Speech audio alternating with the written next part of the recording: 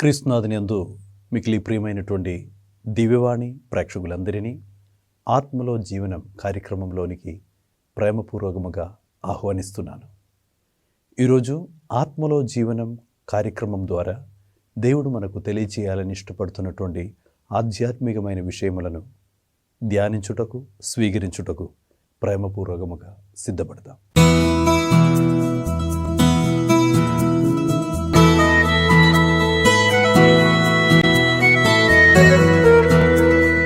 ప్రియమైనటువంటి దేవుని బిడ్డలారా, మనకందరికీ తెలిసినట్లుగా మనము నవంబర్ నెలలో ఉన్నాము. నవంబర్ నెలలో మనం ఉండగా ఈ వారము ప్రత్యేకంగా ధ్యానించుటకు దేవుడు మనల్ని ప్రేరేపిస్తున్నటువంటి ఒక అద్భుతకరమైన వాక్యము సమేతుల గ్రంథం 20వ అధ్యాయం 27వ వాక్యం. సమేతుల గ్రంథం 20వ అధ్యాయం 27వ వాక్యము ఈ విధముగా సెలవిస్తున్నది: మనలోని అందరాత్మ దేవుడు పెట్టిన దీపము. మన ప్రాణము, నాలో ఉన్న ప్రాణము దేవుడు నాలో పెట్టిన దీపము. మీలో ఉన్నటువంటి ప్రాణము దేవుడు మీలో పెట్టిన దీపము. అదేవిధముగా యోహాను సువార్త 12వ అధ్యాయం 35వ వాక్యము దేవుడు ఈ విధముగా మనల్ని హెచ్చరిస్తున్నాడు: చీకటి మిమ్ము క్రొమ్ము కొనగా ముందే వెలుగుండగానే నడువుడు. వెలుగున్నప్పటికీ మనలో దేవుడు పెట్టినటువంటి ఆ దీపము అది ఆరిపోయే దీపము.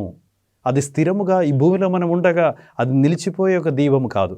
అందుకే మన ఆత్మ గురించి, ప్రాణం గురించి దేవుని వాక్యము, బైబిల్ మనకు నేర్పిస్తున్నటువంటి విషయం ఏమిటంటే, మానవ జీవితం అనగా అది పొగమంచు లాంటిది. మానవ జీవితం అనగా అది నీడ లాంటిది. మానవ జీవితం అనగా అది గడ్డి పువ్వు లాంటిది. అది శాశ్వతంగా నిలిచిపోయేది కాదు. కొన్ని రోజులు కనబడి మళ్ళా కొన్ని రోజుల తర్వాత మాయమైపోయేది దేవుడు మనలో పెట్టినటువంటి ఆత్మ. కానీ దేవుడు ఈ ఆత్మ మనలో నింపినప్పుడు, దేవుడు ఈ దీపము మన ఆత్మలో వెలిగింప చేసినప్పుడు, దేవుని యొక్క ఆశ ఏమనగా, ఈ దీపము, దేవుడు ప్రసాదించిన ఈ దీపము ఆరిపోకుండా, మరణించినప్పటికీ కూడా ఈ దీపము ఆరిపోకుండా ఆ నిత్య జీవమైనటువంటి సజీవ దీపమైనటువంటి ఆ వెలుగు అయినటువంటి ఆ దేవునిలో కలిసిపోవాలనేటువంటి ఉద్దేశముతో దేవుడు తన యొక్క దీపాన్ని, ప్రాణాన్ని మనలో దేవుడు ఉంచి ఉన్నారు.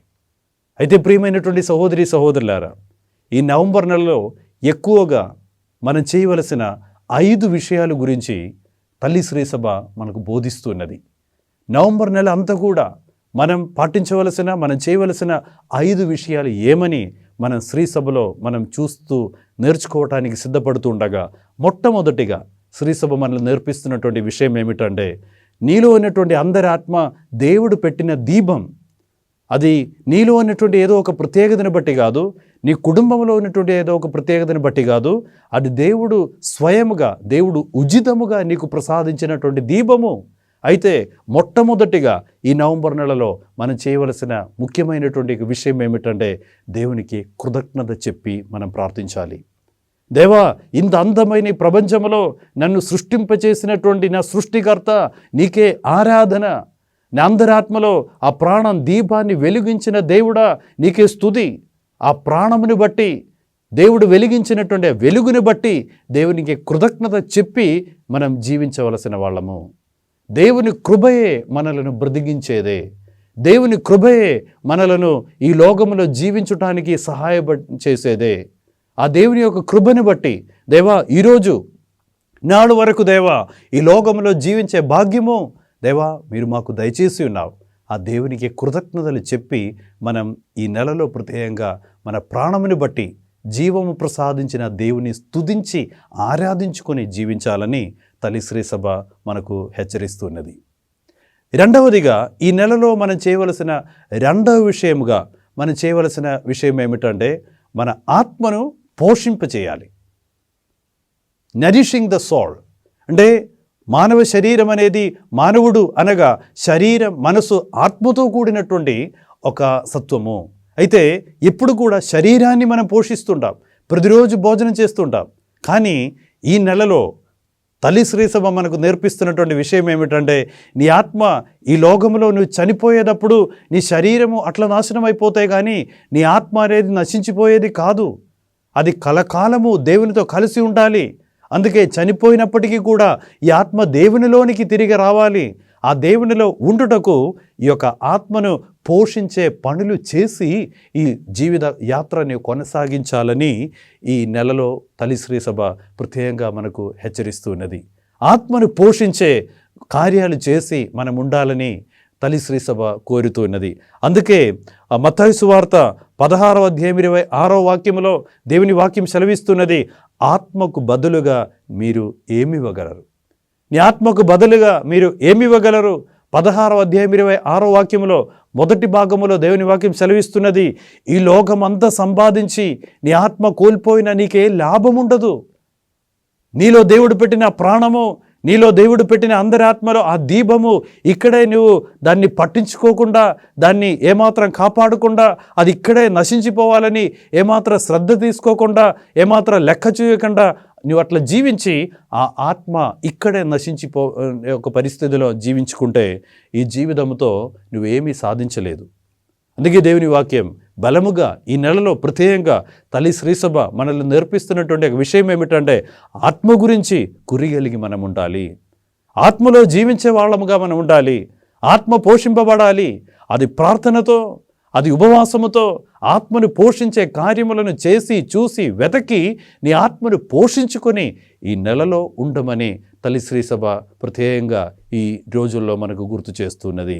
మూడవదిగా తల్లి శ్రీసభ మనల్ని నేర్పిస్తున్నటువంటి విషయం ఏమనగా, ఈ నవంబర్ నెలలో మనం ఉండగా మనం చేయవలసిన మూడవ విషయం ఏమిటంటే, ఇది క్రమపరుచుకునే రోజులుగా నువ్వు అర్థం చేసుకోవాలి. నీ ఆత్మ దేవునిలో కలిసి చేరాలి.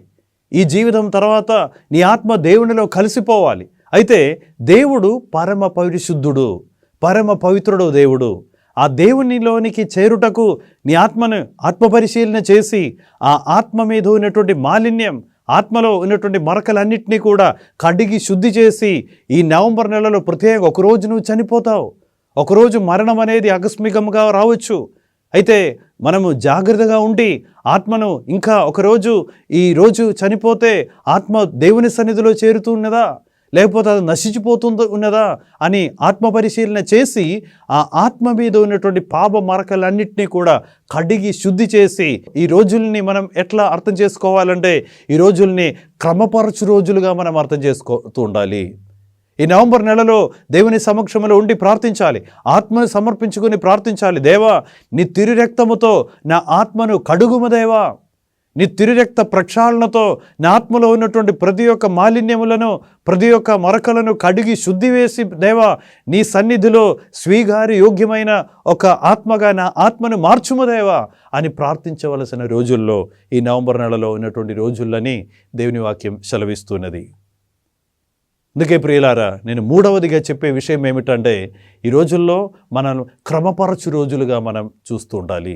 These are the days of preparation. ఆత్మను ప్రిపేర్ చేసే రోజులుగా ఉండాలి. ఎప్పుడు దేవుడు పిలిచినా కూడా ఆత్మ దేవుని సన్నిధిలో చేరాలనేటువంటి ఆ తపన, ఆ పట్టుదలతోనే మన జీవితాన్ని ముందుకు కొనసాగించాలని ఈ నెలలో తల్లి శ్రీ సభ ప్రత్యేకంగా మనలను హెచ్చరిస్తున్నది. నాలుగవదిగా ఈ నవంబర్ నెలలో మనం ఉండగా మనం చేయవలసిన నాలుగో విషయం ఏమని మనం చూసినట్లయితే, తల్లి శ్రీ సభ మనకు బోధిస్తున్నది, ఇదిగో చనిపోయిన ఆత్మల కోసం నువ్వు ప్రార్థించాలి. మరణించిన వాళ్ళ కోసం మనం ప్రార్థించాలి. మీ కుటుంబం నుండి కావచ్చు, మీ బంధువులు కావచ్చు, ఇరుగు పొరుగు వాళ్ళు కావచ్చు, మీకు పరిచయం ఉన్న వాళ్ళు కావచ్చు, ఎవరైనా మీ కుటుంబం నుండి మీకు తెలిసిన వాళ్ళు, తల్లిదండ్రులు కావచ్చు, ఎవరైనా చనిపోయిన వాళ్ళు ఉంటే వాళ్ళ కోసం ప్రత్యేకంగా ప్రార్థించవలసినటువంటి రోజుల్లో ఈ నవంబర్ నెలలు అనేది. వాళ్ళు చాలామంది ఒకవేళ సిద్ధపాటు లేకుండా చనిపోయే వాళ్ళు చాలామంది ఉంటారేమో, ఘోర పాపము చేసి చనిపోయిన వాళ్ళు చాలామంది ఉన్నారేమో, ఎప్పుడు కూడా పశ్చాత్తాప పడకుండా చనిపోయిన వాళ్ళు చాలామంది ఉన్నారేమో, మీ ఇంట్లో ఉన్న వాళ్ళు ఎవరైనా చనిపోయి ఏమాత్రం సిద్ధపడకుండా చనిపోయిన ఎవరైనా ఉన్నట్లయితే మనం చేసే ప్రార్థన, మన వాళ్ళ కోసం సమర్పించే దివ్యబలి పూజ, వాళ్ళ కోసం మనం సమర్పిస్తున్నటువంటి కొన్ని ఉపవాస ప్రార్థనలు, వాళ్ళ పేరు మీద మనం చేస్తున్నటువంటి కొన్ని సత్కార్యములు, అదంతా కూడా ఆత్మను కొద్దిగా ఓదార్పును, మన రక్షణకు చాలా దగ్గరగా తీసుకువెళ్తుందని తల్లి శ్రీ సభ మనకు హెచ్చరిస్తున్నది. అందుకే ఈ నవంబర్ నెలలో మనం చేయవలసినటువంటి చాలా ప్రాముఖ్యమైనటువంటి ఒక విషయం ఏమిటంటే, చనిపోయిన వారి కోసం మనం ప్రార్థించాలి. అది మన కుటుంబం నుండి చనిపోయిన వాళ్ళ మాత్రం కాదు, ఎవ్వరు కూడా ప్రార్థించుటకు ఎవ్వరు లేకుండా అంత అనాథులుగా మిగిలిపోయిన ఆత్మల కోసం మనం ప్రార్థిస్తే దానికి దేవుడు ప్రతిఫలమిస్తాడు. ఉత్తరించే స్థలములో ఎన్నో కోట్లాది మంది, ఎంతో మంది ఎవరు ప్రార్థించుటకు లేకుండా ఎంతో మంది లోకములో జీవించి మరణించిన పోయిన వాళ్ళు ఎందరో ఉంటారు. వాళ్ళందరినీ కూడా మన దేవునికి సమర్పించుకొని ప్రార్థించాలి. పూజకి వెళ్ళినప్పుడు, జపమాల జపించినప్పుడు, ఉపవాస ప్రార్థన చేసేటప్పుడు, మరి అటువంటి ప్రార్థనా కార్యక్రమంలో మనం నిమగ్నమయ్యేటప్పుడు మన కోసం ఉన్న వాళ్ళు మాత్రం కాదు మనం ప్రార్థించవలసినదే. ఉత్తరించే స్థలములో ఉన్నటువంటి ఆత్మలందరినీ కూడా సమర్పించుకొని ప్రత్యేకంగా మనం ప్రార్థించాలి. దేవా, ఎవరు కూడా ప్రార్థన చేయటానికి లేని వాళ్ళ కోసం నేను ప్రార్థిస్తున్నాను తండ్రి. ఎవరు కూడా ప్రార్థించుటకు లేని వాళ్ళ మీద నీ తిరు రక్తము చల్లుము దేవా. ఆత్మలు ఈ లోకములో ఉన్నప్పుడు తెలిసి తెలియ చేసినటువంటి పాప భారములన్నింటినీ కూడా, పాప మరకలన్నింటినీ కూడా కడిగి శుద్ధి వేసి దేవా నీ పవిత్రమైన సన్నిధిలోనికి వాళ్లను ఆహ్వానించుము దేవా అని ప్రార్థించుకుని వాళ్ళ కోసము జపమాల, వాళ్ళ కోసము కరుణ జపమాల, వాళ్ళ కోసము ఉపవాస ప్రార్థన, వాళ్ళ కోసము పరిశుద్ధ దివ్యబలి పూజ సమర్పించుకొని ప్రార్థించవలసినటువంటి బాధ్యత బ్రతికి ఉన్న మనలో ఉంటుందని తల్లి శ్రీ సభ మనకు బోధిస్తున్నది.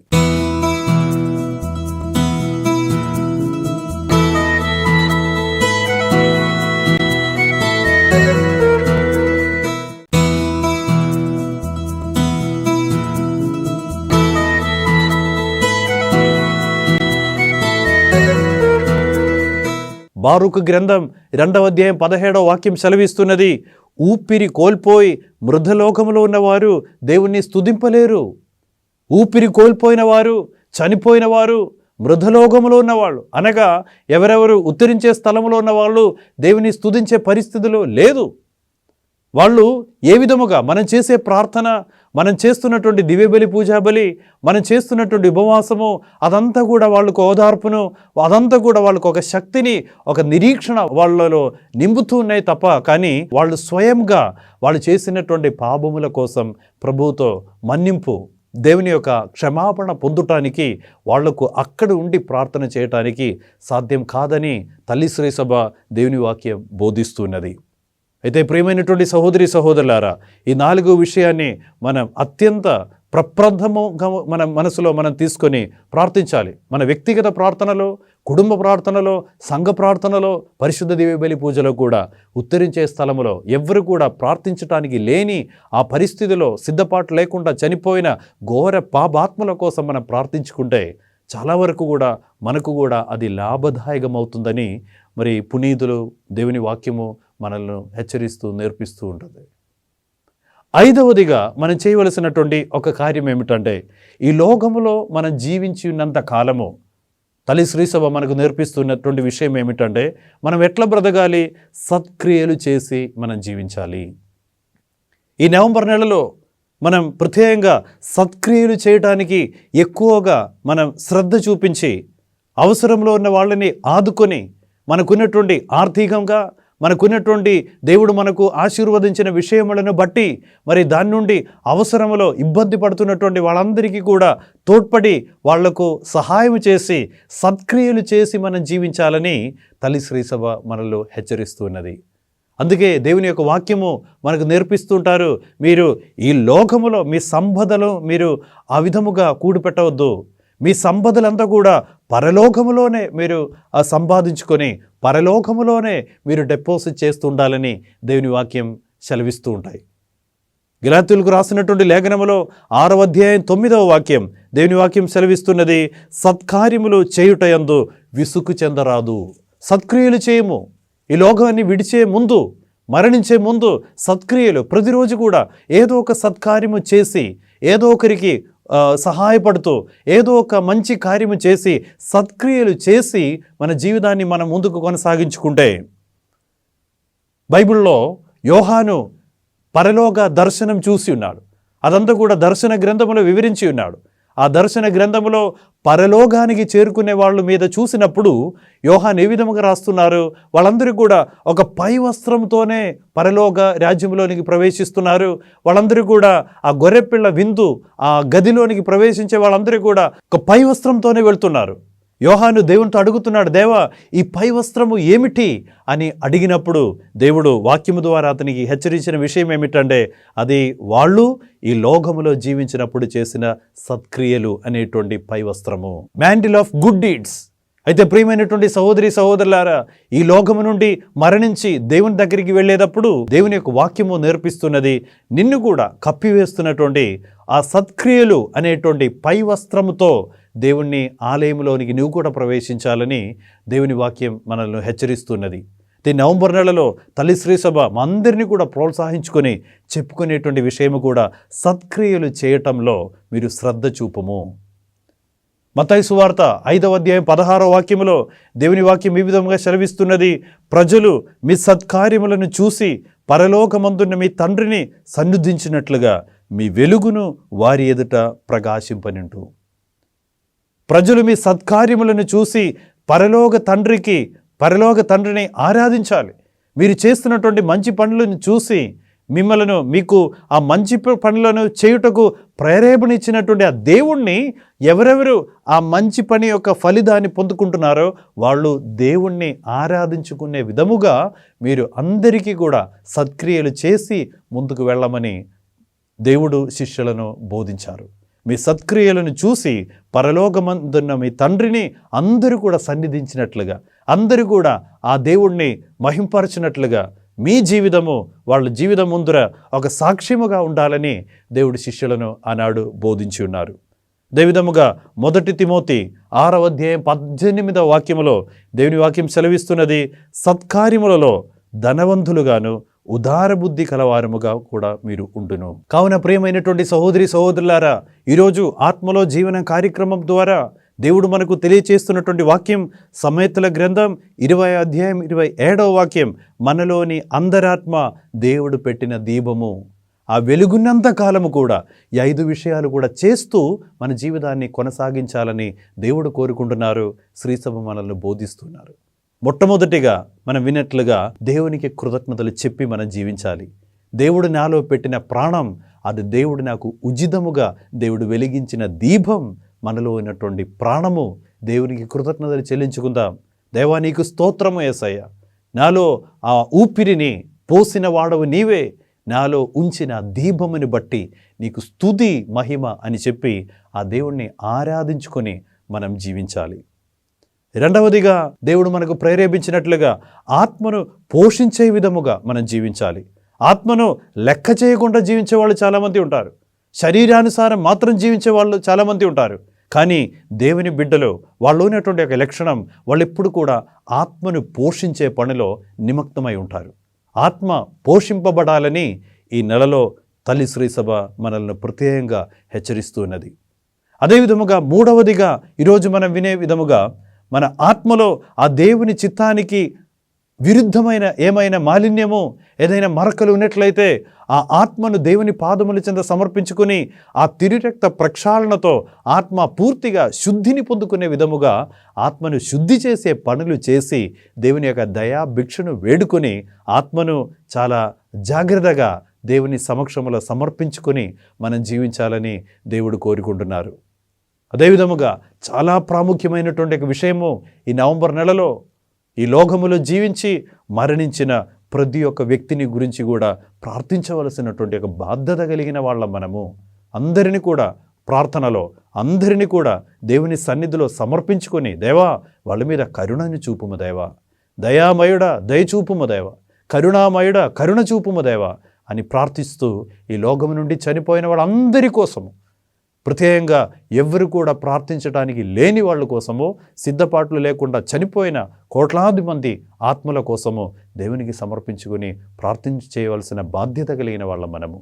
ఐదవదిగా సత్క్రియలు చేయటంలో శ్రద్ధ చూపించి ప్రతిరోజు ఏదో ఒక చిన్న చిన్న సత్క్రియలు చేసి ఆ పరలోకమందున్న తండ్రిని, ఆ ఫలితం పొందిన వాళ్ళు మహింపరచుకునే విధముగా ప్రతి వ్యక్తిని, అవసరములో బాధపడే ప్రతి ఒక్క వ్యక్తికి కూడా దగ్గరగా ఉండి మరి సత్క్రియలు చేసి ఆ సత్క్రియలు అనేటువంటి ఆ పై వస్త్రముతో మరి దేవుడు మనలను కప్పుకొని అద్భుతకరమైన విధముగా ఈ జీవిత చివరిలో ఆ పరలోక రాజ్య భాగ్యము పొందుకునే సౌభాగ్యము దేవుడు మా అందరికీ కూడా ప్రసాదించాలని ప్రార్థనతో పిత, పుత్ర, పవిత్రాత్మ ప్రభు వీళ్ళందరినీ ఆశీర్వదించి దీవించి కాచి కాపాడునుగాక. ఆమేన్.